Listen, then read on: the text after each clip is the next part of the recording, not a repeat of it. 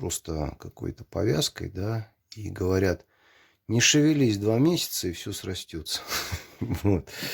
Это такой своего рода гипс, только получается, можно было снаружи это все сделать вот так, да, вокруг, опоясать этой же штуковиной. Ну, оно бы топорщилось просто сильнее, и шурупы были бы везде. А тут только получается 2 шурупа или самореза с этой стороны, а все остальное более-менее гладенько и ничего не видно. А еще с этой один. Вот.